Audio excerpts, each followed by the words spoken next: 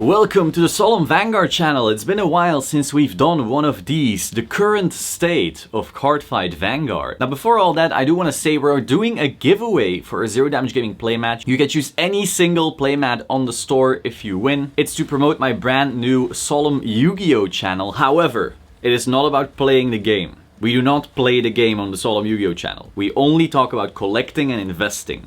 So if you're interested in that, like the market, the vintage cards and all of that, that will be for you. But yeah, so to promote that, we're doing a little giveaway. The link will be in the description. Be sure to check it out. And of course, if you're into the collecting, investing aspect of Yu-Gi-Oh, be sure to just check out the channel anyway. Beyond that, Claret Card still has some cards from Butterfly the Moonlight. So if you're still looking to pick up some Grand Blue, DI, Pale Moon or Mura goodness, link will be in the description. Use the code Solemn for a discount. The state of Vanguard. Boy, oh boy, oh boy. I think the last time we did this, we were in Silver Dust Blaze era. Huh.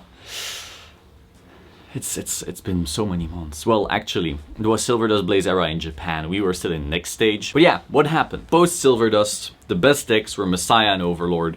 It wasn't even close. I thought Susanoo was pretty good. It didn't really have the results to back that up. You know, it was probably like the third best deck, but people don't care because it's Overlord and Messiah. I thought Susanoo was really good. But then came Butterfly the Moonlight, and boy, all brakes were off. It was time for Power Creep Palooza. And so, if you are not playing Butterfly the Moonlight deck, you are not playing. Night Rose was insanity. Sherrod was insanity. Harry was strong, and even Yasue, after the promo, became a really solid deck. And so, these decks just steamwalled over everything else. We did see Chrono Jet next stage stuff still holding up, so that's cool. The meta overall was relatively diverse. Now, of course, Sherrod and Night Rose at that time were still steamwalling, brickwalling, were destroying shit. But overall, pretty diverse. Now, then came, then came Luard.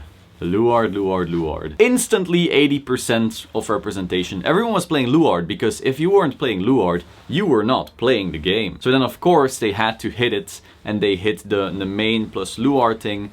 That created massive outrage, and that massive outrage turned to dust as people realized, hey, wait a second, Luard is still the best deck. So that's essentially where we're at right now. So that was just a really quick recap to paint the moment in time we're at. In English, again, we're still in Silver Dust Blaze. God, things are like slow and fast at the same time. But Butterfly the Moonlight will be coming to us very soon, and that said, again, it's going to be a major upset in English. These decks are just so fucking strong. Now, in general, I've been feeling really burned out on Vanguard, honestly. So like, I haven't been uploading much because I'm literally like, what am I supposed to talk about? There's no events beyond like, you know, Vision, okay, they're doing their best and it's keeping people engaged and that's awesome. But it's still no BCS, you know. Then, okay, Japan events, but again, there's barely any, and usually it's like local size, so we have no events. We have no meta to cover because there is no meta. We can only guess, like, okay, these feel good in testing, these feel good in testing, but it's mostly still like,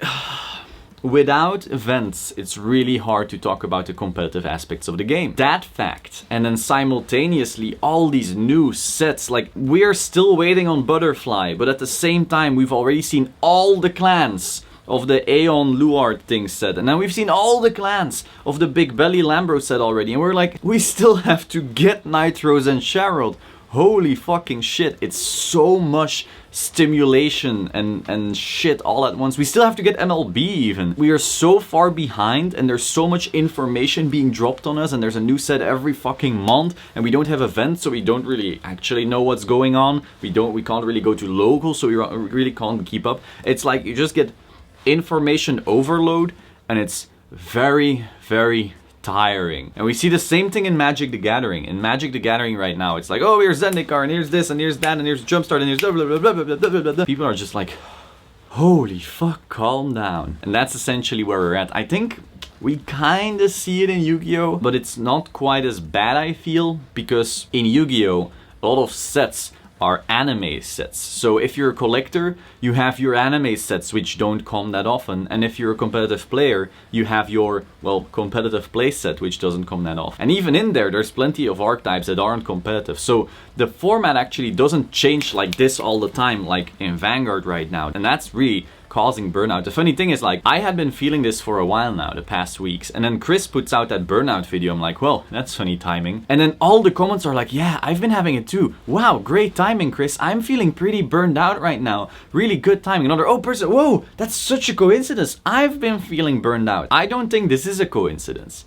I think a crap ton of people are feeling burned out for very valid reasons, and it's not just random. Now, that's not me wanting to be like down on Vanguard. Again, COVID had a lot of shit to do with that, but a lot of people are feeling it. It's very overwhelming to keep up with the game right now when you can't play. We're so far behind on sets, and yet all these sets are so fast after each other, and you're just being bombarded with all of this information. I also made that Solemn Yu-Gi-Oh channel because literally, like, I'm just enjoying the collecting and the financial aspect of that way more, because it gives me a sense of, I guess, control. You know, things don't change every week. Like every single week we were seeing new wars of, oh, this deck sucks, no, this is the best deck, and everything changes, and like, oh, holy fuck. Okay, so with that out of the way, first of all, let's have a look at Standard. Again, this is just based on the first few events we've had post this ban list. It wasn't really in effect, but some people started using the list because they're like, well, why would we play an outdated format? So there's been quite some locals and stuff like that with the ban list in effect.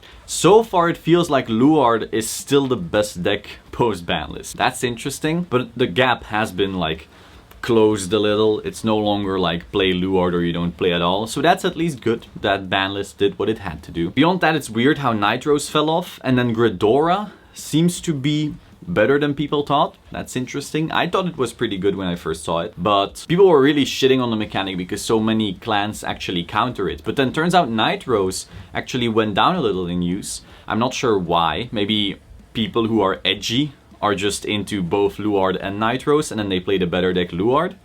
That would actually explain a lot.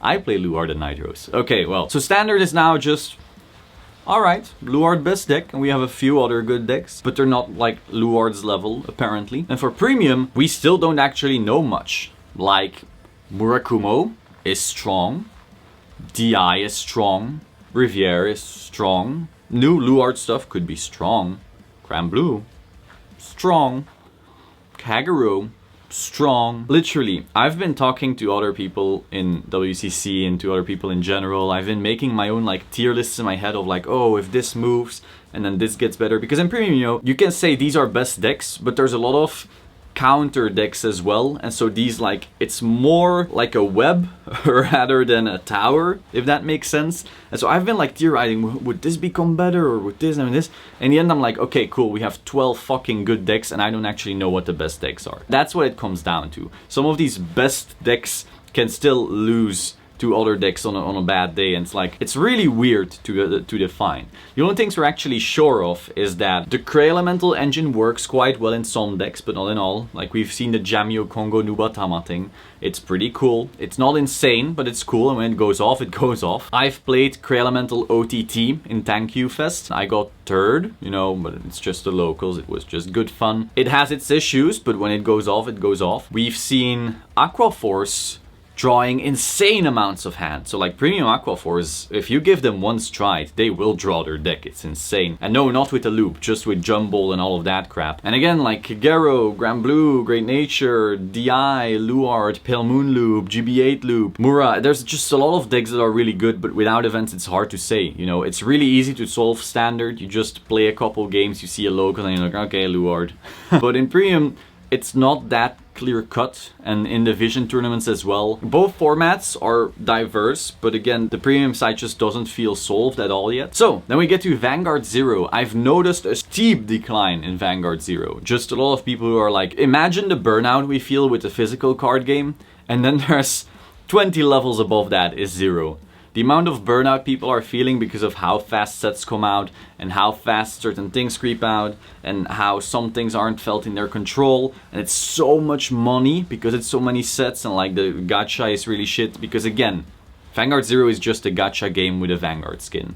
And if that's your thing, cool, awesome, enjoy.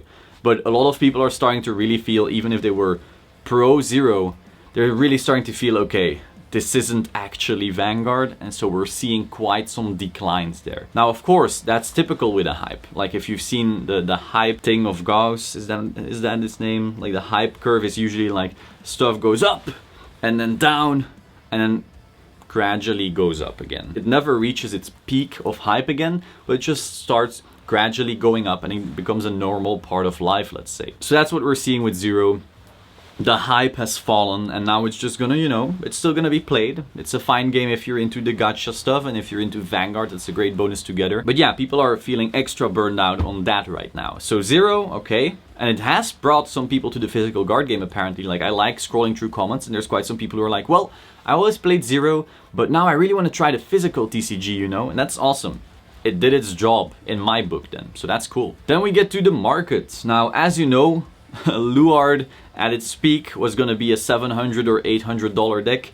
Insanity because of the main, and people thought we would be using Swordbreaker, and then Karen ended up being really good. We had the new Luard pieces also being insane. Now because of the hit, that's no longer going to be the case. Instead of 700 you'll maybe pay 400, which is still high as fuck. Again, these are G prices or above G prices even, but we're no longer going to be seeing the double G prices, so that's good, I guess. A lot of cards that had gone up have now stabilized there, so they haven't actually come down really. Like, as we know, the whole market as a whole, V cards and stuff, super high, because again, the collectible market was high as a whole. So I talk about this a lot on the Yu-Gi-Oh channel. Again, I only talk about the financial, collecting, investing aspects over there. The whole collectible asset market is up, and so Vanguard was also up. Vanguard hasn't really grown past that point, and it also hasn't come down. A lot of cards are still mega expensive, but it seems they're no longer going up. Some are saying that's because, oh, it's no longer all these stimulus checks, blah, blah, blah. No one actually knows. If anyone claims they know, they're fucking idiots. The economy is way too fucking complex. There's a lot of factors at play at once. It's not just one thing that's really naive. So yeah, that's essentially it, I guess. Like,